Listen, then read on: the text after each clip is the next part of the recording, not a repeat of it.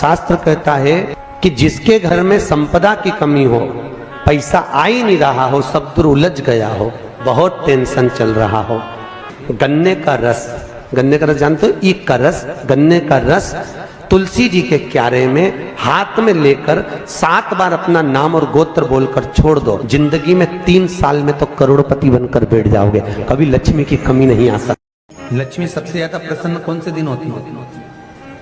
जम के बोलिए जरा। शुक्रवार। तो शुक्रवार को लक्ष्मी सबसे ज्यादा प्रसन्न क्यों होती है? उसका प्रसन्न होने का कारण क्या था? लक्ष्मी जी के 2 भाई थे, दोनों की शादी नहीं हो रही थी, दाता और विधाता, दोनों का विवाह नहीं हो रहा। और दाता विधाता के लिए लक्ष्मी बड़ी परेशान थी, रोज नारायण से कहती थी प्रभु कुछ कृपा करिए, दाता विधाता का विवाह नहीं हो रहा, उम्र होती चली जा रही है, इनका कुछ करिए प्रभु, आप नारायण आप कुछ तो कर सकते हो। भगवान नारायण ने तब लक्ष्मी से कहा एक काम करो, बेलपत्री के पेड़ के नीचे बैठकर लक्ष्मी तुम अनुष्ठान करो तुम्हारे भाइयों के विवाह के लिए। इसलिए आज भी हमारे हिंदू धर्म की रीति है कि बेलपत्री के पेड़ के नीचे शाम के समय लक्ष्मी का वासा होता है, इसलिए लोग बेलपत्री के पेड़ के नीचे सोमवार को अगर दिया लगाते हैं तो उनके घर में कभी लक्ष्मी की कमी नहीं होती साहब, अपार धन बढ़ता है। लक्ष्मी वो कौन से 2 स्थान है जहां तू जाना पसंद नहीं करती? लक्ष्मी वो कौन से 2 स्थान हैं जो व्यक्ति धारण करता है तो उस व्यक्ति के पास में से 2 साल में, 4 साल में, 6 साल में, 8 साल में तो रुष्ट होकर चली जाती है? वो स्थान कौन से हैं? तो 2 स्थान माता लक्ष्मी ने बताए हैं। पहला, फूटे हुए बर्तन में भोजन करना। कौन से बर्तन में? जम के बोलिए जरा। जो टूटा बर्तन होता है, खंडित बर्तन होता है, फूटा हुआ बर्तन होता है, कहीं गिलास की किनोर टूट गई है, कहीं कटोरी की किनोर टूट गई है, कहीं थाली की किनोर टूट गई है, और तुम कहीं प्लेट की किनोर टूट गई है और तुम उसमें भोजन कर रहे हो, तो टूटे हुए बर्तन में भोजन करने वाले के पास में लक्ष्मी छिन्न हो जाती है, उसका भाग्य भी फूटे हुए बर्तन की तरह हो जाता है। ये लक्ष्मी का। और दूसरा,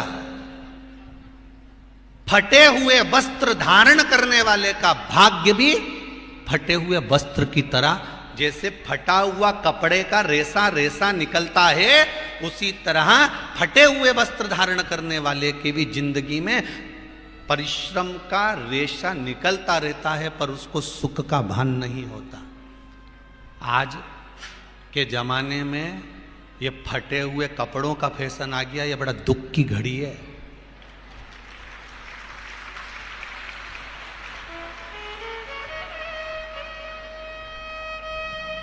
ये बड़ी दुख की घड़ी है महाराज, और लोग उसको फैशन समझ रहे हैं।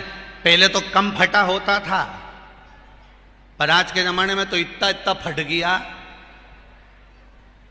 ऐसा लगता है कि दिवाली का बम चलाने गया था दीपावली पे और बम कपड़ों के बीच में से फट गया, इसलिए तुमने अपने लिया। शास्त्र कह रहा है, लक्ष्मी कह रही है माता पार्वती को कि 2 जगह पर अगर ये 2 क्रम जिस जीव के होते हैं उसके पास में से लक्ष्मी 5 साल में, हम कई बार कहते हैं इन बच्चों को नहीं मालूम, इन नवयुवक लड़कों को नहीं मालूम, इन नवयुवक बेटियों को नहीं मालूम कि फटे हुए कपड़े पहनने का फल क्या है। आज नहीं, विवाह कर कर जब जाएगी तो मायके से जब ससुराल जाएगी, तूने कुंवारी अवस्था में तो खूब फटे हुए कपड़े पहन लिया ने, मम्मी मैं तो जीन्स लूंगी न ये लूंगी, तू तो खूब फटे हुए पहन, पर वहां जब जाएगी तब मालूम पड़ेगा कि रोना किसको कहते हैं।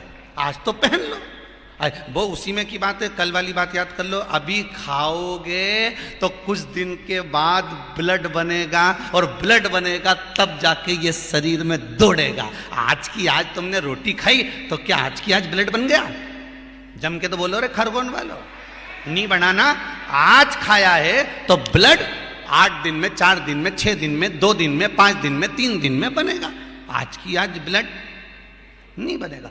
आज खाया तो 2 दिन में ब्लड तैयार होकर तुम्हारे शरीर में दौड़ेगा, शरीर में दौड़ेगा तो तुम्हारा शरीर भी चलेगा। उसी तरह तुमने अगर युवानी अवस्था में, कुंवारी अवस्था में ये फटे हुए कपड़े पहने हैं, तो जब तुम्हारी अवस्था बढ़ेगी ना, आज नहीं रोना पड़ रहा। आज के जमाने में तो फैशन है साहब, फैशन है तो आज पहन ले, बाद में रो ले, रो बाद में बैठ।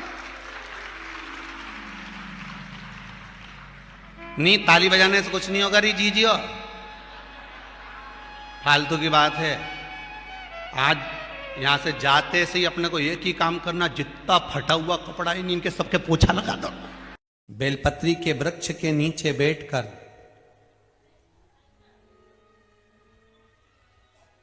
हाथ में एक बेलपत्र का पत्ता रखकर आप पंचाक्षर मंत्र नमः शिवाय, ओम नमः शिवाय या श्री शिवाय नमस्तुभ्यम या महामृत्युंजय मंत्र का स्मरण कर रहे हो, पर डंडी का भाग अपनी ओर, बेलपत्र की बीच वाली पत्ती का भाग बीच वाली उंगली की ओर रखकर अगर आप स्मरण कर रहे हैं और अपनी कामना कर कर बेलपत्री के वृक्ष के नीचे बैठकर उस पत्ते को सम्मुख रखकर बाबा से विनय कर कर एकांत में उस बेलपत्री के वृक्ष की छांव में, बेलपत्री के वृक्ष की छांव आप कामना कर कर उस पत्ते को शंकर भगवान के ऊपर समर्पित कर रहे हैं, तो ये जान कर रखें कि पार्वती और शिव का मिलन करवा रहे हैं और अपनी मनवांछित फल कामना पूर्ण करवा रहे हैं। क्योंकि शिव और पार्वती का जब मिलन होता है, शंकर पार्वती जब एक दूसरे के सम्मुख में होते हैं, शिव और पार्वती जब एक दूसरे के सामने अपने बच्चों के कारण एक दूसरे के सम्मुख में आते हैं, तो उनके चेहरे पर प्रसन्नता का भाव आ जाता है। फल, मनवांचित फल की कामना आप जिस कामना के लिए कर रहे हैं, विवाह के लिए, नौकरी के लिए, सर्विस के लिए, व्यापार के लिए, रोग मुक्ति के लिए, आप जिस कामना से कर रहे हैं। भगवान शंकर ने जब लक्ष्मी जी का विवाह भगवान विष्णु के साथ कराया था, तब लक्ष्मी जी ने धन्यवाद दिया था शिव जी को, आप मुझे आदेश दो कि मैं आपकी सेवा क्या करूं। शंकर भगवान ने कहा मुझे सेवा की जरूरत नहीं है। लक्ष्मी जी कहती है नहीं, आपने मुझे नारायण से मिलवा दिया, कुछ तो कहिए प्रभु। शंकर भगवान ने कहा जब प्रदोष काल हो, शाम का समय हो, उस समय पर बेलपत्री, पीपल और आंवले के नीचे लक्ष्मी तो कुछ देर के लिए विराजमान हो जाना, जो तेरे इन वृक्षों के नीचे शाम को दीप लगाने आए उसके घर तो पीछे पीछे चली जाना, बस इतनी कृपा कर देना। परिवार नहीं, 84 लाख योनियों में से एक योनि है छिपकली की योनि, जो घर दरवाजा छोड़कर 2 कदम भी चलकर भगवान के मंदिर, देवालय, कथा तक पहुंचता है। 84 लाख योनि में से छिपकली की योनि उसकी छूट जाती है, छूट गई। और जो पहुंचा ही नहीं है तो फिर वो तुम्हारे घर में भी कहीं की छिपकली चिपकी हो तो पहचान जाना तुम्हारी रिश्तेदार है। उसको उस कमरे में से 25 बार भगा दो, वो उसी ट्यूबलाइट के पीछे आके छुप जाती है, उसी जगह पहचान जाना कोई रिश्तेदार है, बेचारे से घर नहीं छूटा, चिपक गया। पुनित पावन महीना पौष महीने के अंतर्गत अपने भी भगवान देवाधिदेव महादेव की पावन कथा का रसस्वादन कर रहे हैं, शिव महापुराण की कथा को श्रवण कर रहे हैं। और बहुत ध्यान से सुनना भाई, कोई बात है और आपकी वो कामना पूरी नहीं हो रही, बहुत प्रयास कर लिया आपने, कामना सिद्ध नहीं हो रही, एक लोटा जल, एक जल का पात्र लीजिए, उस जल के पात्र को लेकर उसमें थोड़ा सा लाल चंदन डालकर बेलपत्री के वृक्ष के नीचे और देवाधिदेव महादेव को चढ़ाना प्रारंभ कर दीजिए, शिव को चढ़ाना थोड़ा सा जल। उसके बाद में 1 लोटा जल स्वच्छ फिर शिव जी को चढ़ाओ। प्रयास करो बेलपत्री मिले, उस बेलपत्री पर लाल चंदन तीनों पत्तियों पर लगाकर लाल चंदन बेलपत्री के वृक्ष के नीचे समर्पित कर कर उसी बेलपत्री के वृक्ष के नीचे का बेलपत्र वापिस लेकर श्री शिवाय नमस्तुभ्यं बोलकर आपकी कामना कहकर भगवान शिव पर अघोरेश्वर महादेव का नाम लेकर आप चढ़ाना प्रारंभ करिए। बाबा आपका कार्य 3 महीने के अंदर पूर्ण कर देगा, सफलता देगा। शिव जी का एक नाम है अघोर। या कहीं बेलपत्र का वृक्ष है, उसके नीचे भी अगर हमने बेलपत्र समर्पित कर भगवान शिव का घोर नाम लेकर अगर बेलपत्र को ले जाकर शिव को समर्पित करा है तो उसका कार्य सिद्ध होता ही है। केवल 2 शिवलिंग है जो काले पारत के नहीं दिखते, काले पाषाण के नहीं दिखते। एक केदारनाथ जी और दूसरे सोमनाथ जी। सोमनाथ जी तो आप लोगों को ज्ञात भी होगा, आप लोगों ने, हमारे तो शिक्षा में हम लोग पढ़ने में आता था, तो आप लोगों ने भी पढ़ा होगा कि कुछ उपद्रवियों ने आक्रमण करा था और शिवलिंग को ले गए थे और सब करा, तो वो निर्माण फिर बाद में किया गया, इसलिए शिवलिंग का सुनी तो था काला ही, पाषाण वही था। और केदारेश्वर बाबा का जो शिवलिंग है वो काला पाषाण नहीं, वो तो एक स्फटिक की तरह, एक सुंदर नग की तरह चमकदार स्वरूप बाबा का है, सोने जैसी चमक।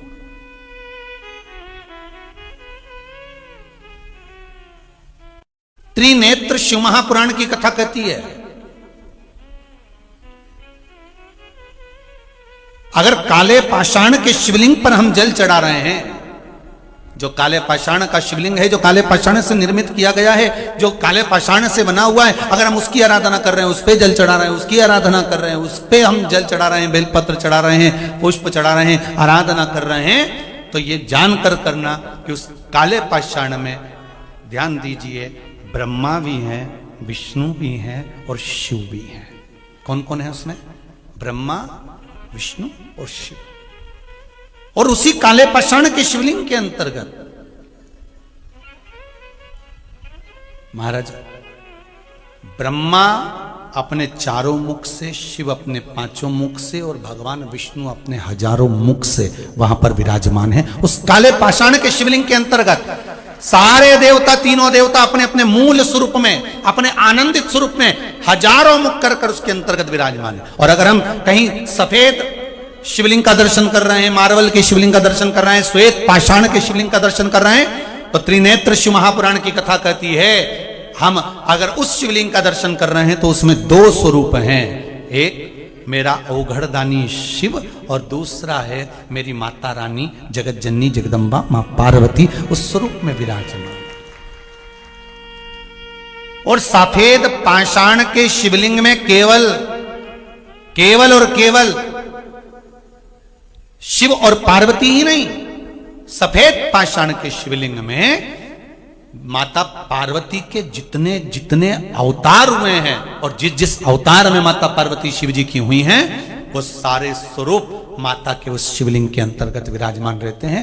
महाराज बड़े ध्यान दीजिएगा। और अब आता है तीसरा शिवलिंग, जिसमें नर्मदा जी के जल से निकला हुआ, जिसमें लहर बनी हुई है, निशान बने हुए हैं, कोई तरंग बनी हुई है, कोई मुखाग्रविंद बना हुआ है, कहीं चंद्र बना हुआ है, कहीं सूर्य बना हुआ है। उस शिवलिंग की आकृति में कुछ ना कुछ कलाकृति बनी हुई है।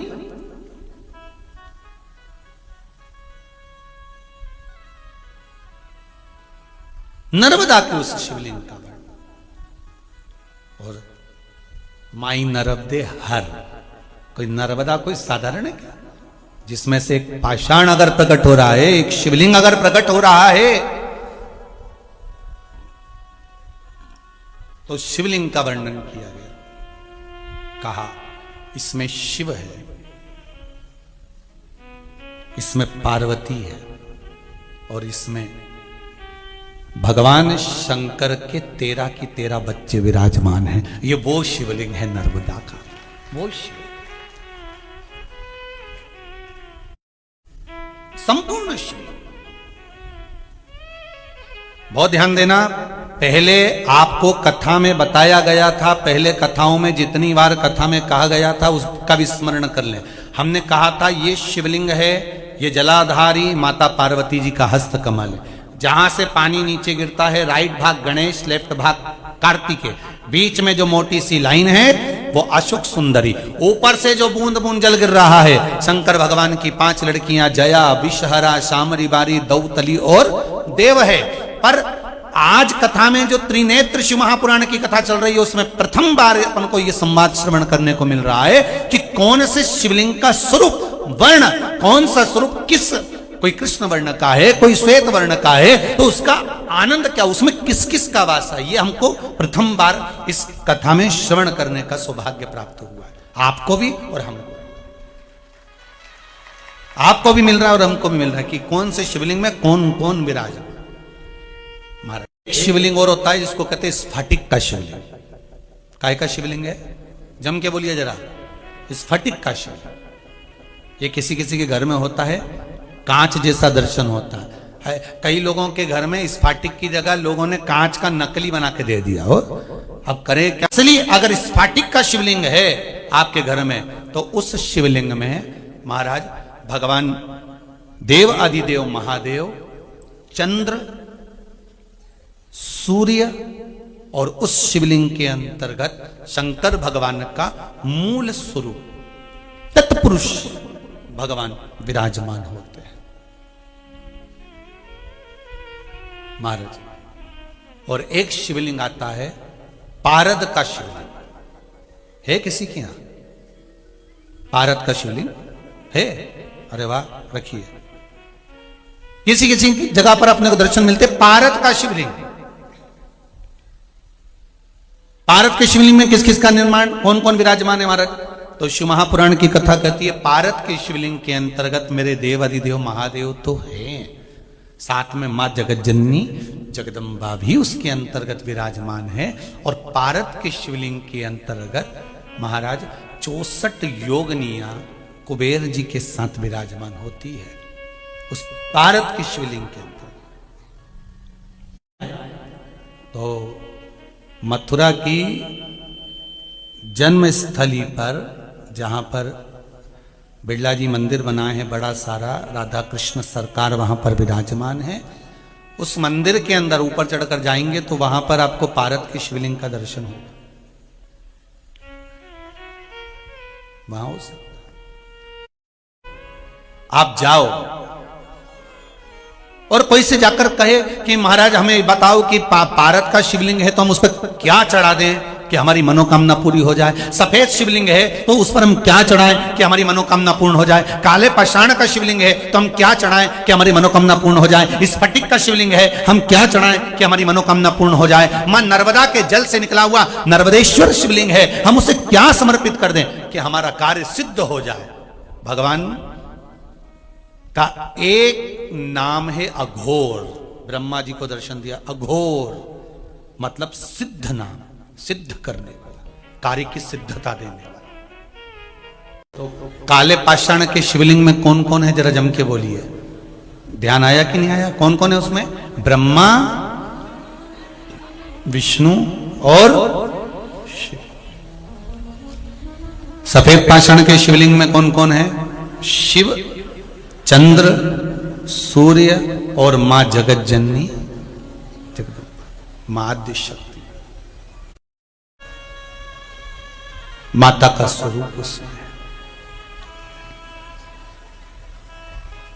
नर्मदा जी के शिवलिंग में कौन कौन है? संपूर्ण शिव जी का परिवार, संपूर्ण। स्फटिक के शिवलिंग में भी चंद्र सूर्य सब विराज। पारद के शिवलिंग में मां आद्य शक्ति, शिव, 64 योगनियां और कुबेर उसी के अंतर्गत विराज। शिवलिंग। अब एक शिवलिंग और होता है, कईयों के घर में पुराने समय से चले आ रहा है।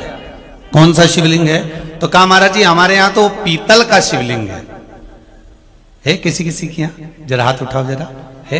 अब देखो कितने लोगों के यहाँ, अगर कथा रह जाती, छूट जाती तो आपको लगता कि ये शिवलिंग का कोई महत्व गुरु जी ने नहीं बताया। पीतल का शिवलिंग। और पीतल के शिवलिंग का वर्णन किया है महाराज। उस शिवलिंग के अंतर्गत भगवान देव अधिदेव महादेव स्वयं नवग्रह देवता के साथ में, धातु के जितने शिवलिंग होते हैं, धातु के जो भी शिवलिंग हो, चांदी का, सोने का, आदि जितने शिवलिंग धातु के होंगे, सारे शिवलिंग के अंतर्गत भगवान शंकर नवग्रह देव के साथ में, उनकी अर्धांगिनियों के साथ में उनके कुल के साथ में विराजमान होते हैं। हमारे ताण का शिवलिंग या स्फटिक का शिवलिंग लेकर आएंगे तो ये बात तब छोड़ दो, आपके घर में जो शिवलिंग है, आपके घर में जो शिवलिंग विराजमान है, आप तो उसकी आराधना करो। बहुत ध्यान देना महाराज इस कथा को। सारे मंदिरों में शिव जी के साथ में माता पार्वती है, केवल एक काशी के विश्वनाथ जिनके मंदिर में पार्वती जी की जगह, पार्वती जी के सम्मुख में मां अन्नपूर्णा है। कौन सी माता है? अन्नपूर्णा। काशी कितने कोस की है? पहले कथाओं में कहा है। काशी कितने कोस की है? जम के बोलो जरा। 5 कोस की। काशी कितने कोस की? 5 कोस की काशी, जहां पर भगवान शंकर अन्नपूर्णा के साथ विराजमान है। सारे मंदिरों में माता पार्वती के साथ काशी विश्वनाथ भगवान शंकर विराजे हैं। केवल काशी की भूमि पर, काशी के अंतर्गत उस काशी की पावन धरा पर, मां गंगा के घाट पर शंकर भगवान अन्नपूर्णा के साथ विराजमान है। उसका कारण समझना कि काशी 5 कोस की और शंकर भगवान अन्नपूर्णा के साथ विराजमान है, तो क्या शिवजी ने अन्नपूर्णा के दरवाजे पर भिक्षा मांगी? अन्नपूर्णे सदा पूर्णे, हे मां।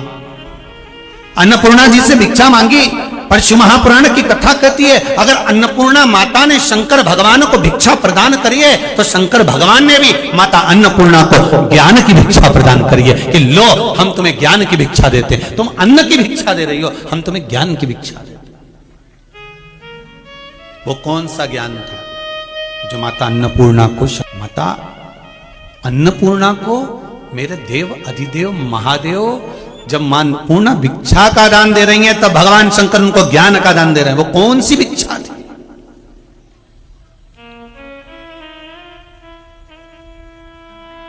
वो कौन सी भिक्षा? अन्नपूर्णे सदा पूर्णे शंकर प्राण वल्लभे, हे मां, हे मां। शिव कह रहे हैं भिक्षाम दे, पर माता अन्नपूर्णा ने भिक्षा दे दी। अन्नपूर्णा जी ने कहा बाबा रुको, आप हमें अगर कुछ दे रहे हो तो हमने सुना है जो देता है और जो लेता है तो लेने वाला कुछ तो देकर जाता है।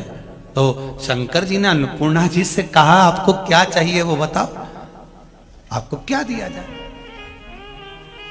आज के जमाने में अगर हम किसी भिक्षुक को, किसी भिखारी को रुपया दे दें, अब वो दरवाजे पे खड़ा है और तुमने उसको 1 रुपया दे दिया तो उसको तो गुस्सा आ जाता है। बताओ 1 रुपया दिया, अपशब्द कह जाता है। बल्कि अगर किसी को कुछ दिया जाए, किसी को तुमने रोटी दी, कम्बल दिया, सामान दिया, तो उसको क्या चाहिए कि वो तुम्हारे को आशीर्वाद देकर जाए कि भैया बहुत अच्छा करा आपने, मुझे ये दे दिया, अच्छा हुआ मैं भूखा था आपने मुझे भोजन दे दिया, अच्छा हुआ आपने ये कर दिया। तो वो गुणगान गाए कि आपने मुझे ये दिया है, आपने मुझे ये प्रदान किया। तो शिवजी कह रहे हैं कि मांगो, क्या चाहिए? अन्नपूर्णा जी कहती हैं बाबा हमने आपको भिक्षा दी है, आप भी कुछ भिक्षा में दे दीजिए, आप भी कुछ भिक्षा दे दीजिए। क्या चाहिए बोलो, बोलो क्या दिया है? तो अन्नपूर्णा महारानी ने संपूर्ण विश्व के कल्याण के लिए शिव जी से, उनके जो 5 अवतार हुए हैं, उनने जो ब्रह्मा जी से सृष्टि की प्रकरण को आगे बढ़ाने का क्रम कहा है उसको सुनना चाहा है। माता अन्नपूर्णा कर रही है भोलेनाथ आप अपने अवतार के कारण बता दीजिए, आपके अवतार के स्वरूप बता दीजिए।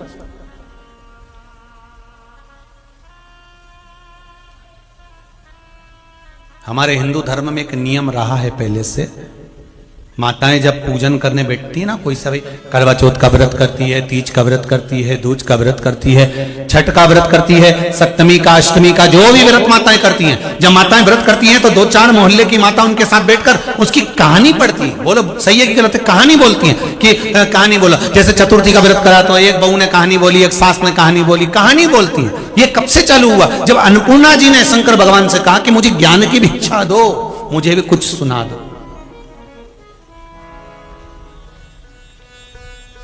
मुझे भी कुछ। शंकर अन्नपूर्णा को अपने 5 मुख की कथा कर रहे हैं। शिवजी प्रसन्न हो गए, अन्नपूर्णा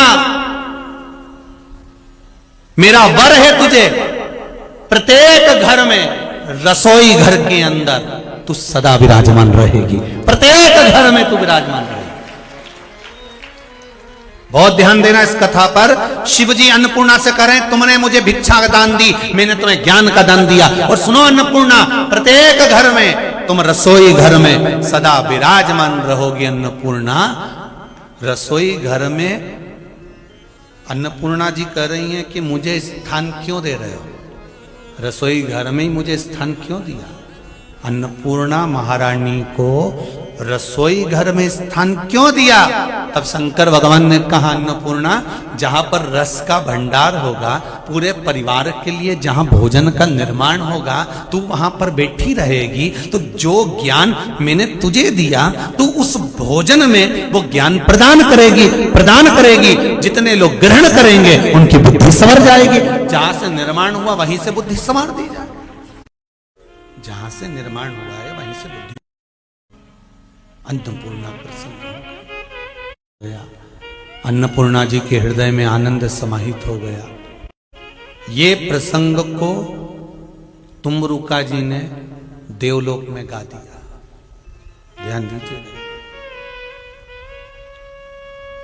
यही 5 मुख के प्रसंग को तुमरुका जी ने देवलोक में गाया, और जो तुमरुका जी ने गाना चालू करा, इतने में तो देवऋषि नारद का आगमन हो गया।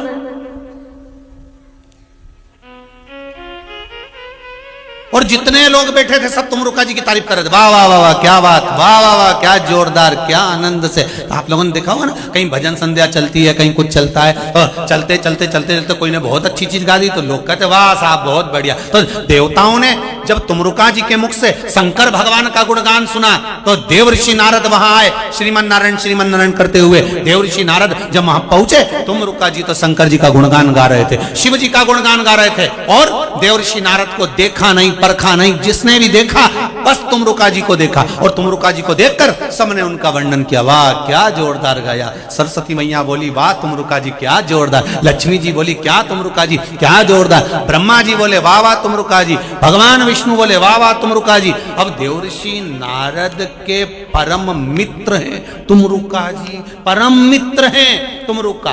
पर देवऋषि नारद को भी हृदय में थोड़ी सी क्या हो गई, बोलो तो, जैसे थोड़ी थोड़ी जलन छिंदवाड़ा वालों को भी हो रही हो।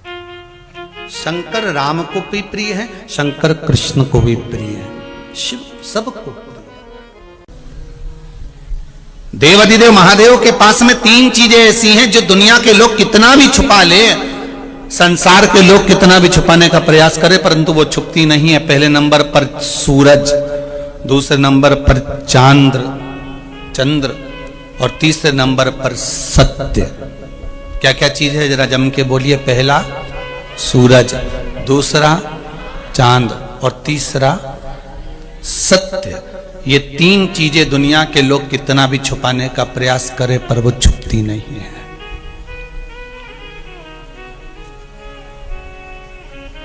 सत्य को कितना भी दबा लो, सत्य को कितना भी छुपा लो, सत्य छुपेगा क्या? भगवान ब्रह्मदेव भगवान शंकर के शिवलिंग का शीश देखने के लिए गए, और शीश देखने के लिए भगवान ब्रह्मदेव गए, और ब्रह्मा जी ने शीश देखा। शीश देखने के लिए जब जाते गए नहीं मिला, जब केतकी के पुष्प को साथ में लिया, गौ माता को साथ में लिया, गाय और केतकी के फूल को लेकर आए, और भगवान विष्णु के सामने, शंकर जी के शिवलिंग के सामने कहते हैं कि ये गौ माता सत्य बोल रही है, ये केतकी का फूल सत्य बोल रहा है कि ब्रह्मा जी को सिर मिल गया। पर ब्रह्मा जी को शीश नहीं मिला था, ब्रह्मा जी तो झूठ बोल रहे थे।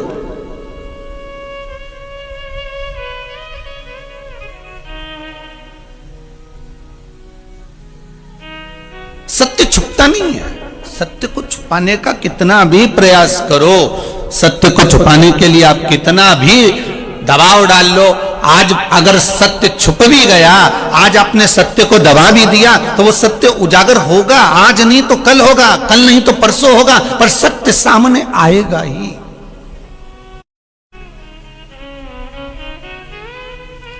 सूरज की किरणों को कितना भी छुपाने का प्रयास कर लो, सूरज की किरणों को कितना भी दबाने का प्रयास कर लो, पर वो सूरज की किरणें कितना भी दबाना पर उसकी किरण प्राप्त होगी जरूर। अरे सूर्य देवता के सामने कोहरा छा जाता है, बादल छा जाते हैं, तो भी सूर्य अपनी किरणों को कहीं ना कहीं प्रकाशित कर ही देता है। चंद्र अपनी शीतलता कहीं ना कहीं प्रदान कर ही देता है।